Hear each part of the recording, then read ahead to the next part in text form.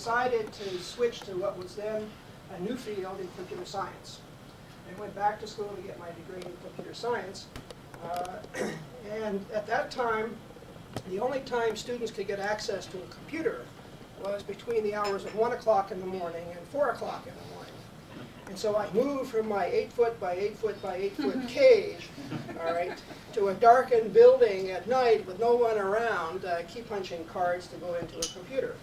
And as a process of getting that, I took my first course in economics and loved it, and stayed on to get my MBA degree. And then during that time, I had worked doing some teaching and decided I wanted to be a teacher in business. And so I went back to school again, changing career now for the second time, into business. And after getting my doctorate in business at Berkeley, I came to Stanford and have been a faculty member here ever since. In the business school, there was no such thing as a specialization in information systems at that time. And so I created one of the first disciplines. It was a special degree in information systems, so I could combine the engineering and the computer science and business. Again, that seems so obvious today, but back when I went through, it wasn't so obvious, and it was an uphill fight. Since that time, I've been here at Stanford teaching in what we call the OIT group, which is Operations, Information, and Technology. And it's a group of faculty who teach in the manufacturing and services area, and then several of us are in the technology area.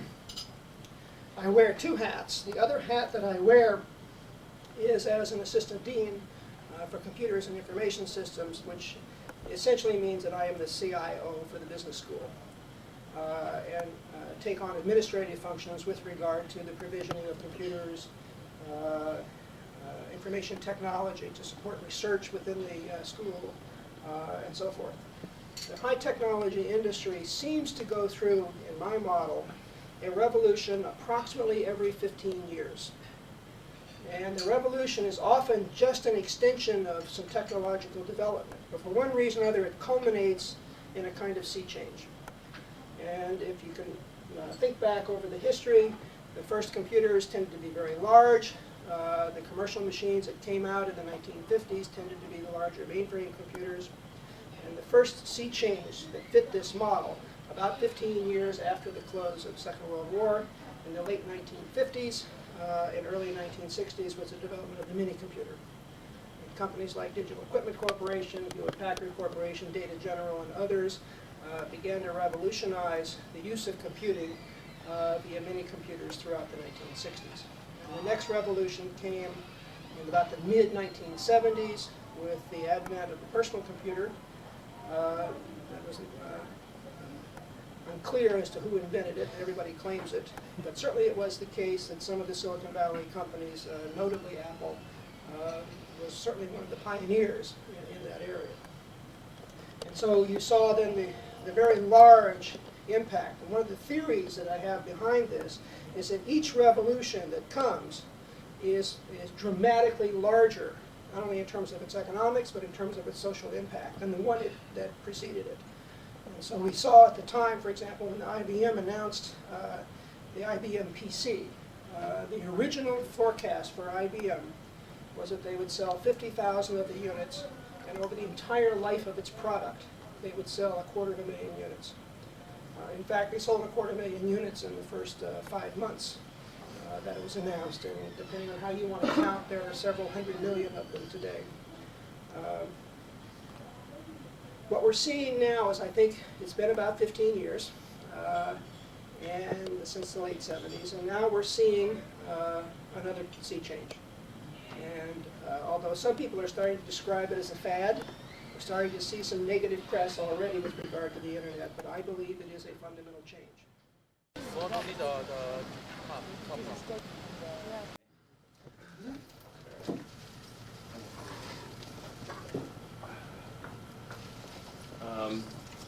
Well, basically,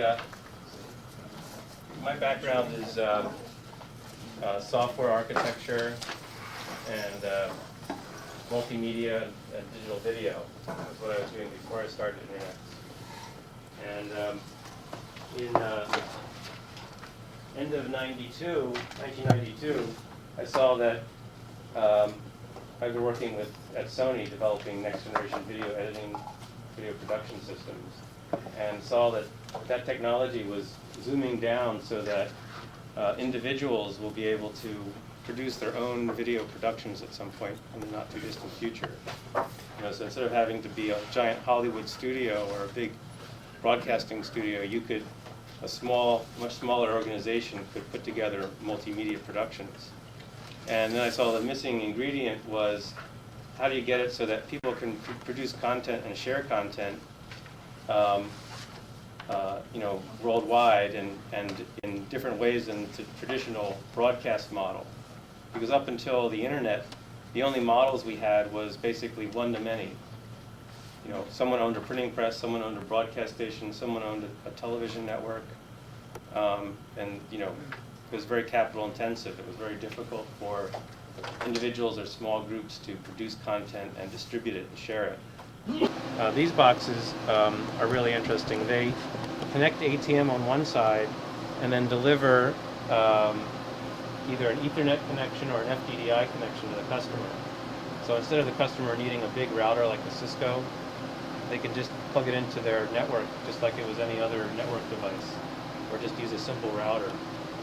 And even though these cost like $28,000, that's still cheaper than they would need a 7505, not this class, but a bottom of the line, which costs more than one of those boxes, and they still need an $18,000 interface card and a CSU, DSU. So this is actually the cost-effective way to connect a corporate site.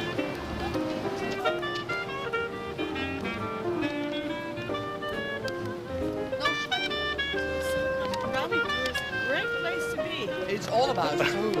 No, I think it was very interesting and it was very well organized. You had a good time? Yeah, I think so. Yeah. Did you expect it like this? No, I think it was nicer than I expected. And also the group was very nice. And Matthias, Andreas. Yes, Sorry for mixing your name. it was a very exciting tour. I saw a lot of interesting enterprises, and I would be happy if I could participate once again. Well, I certainly hope so to have you again.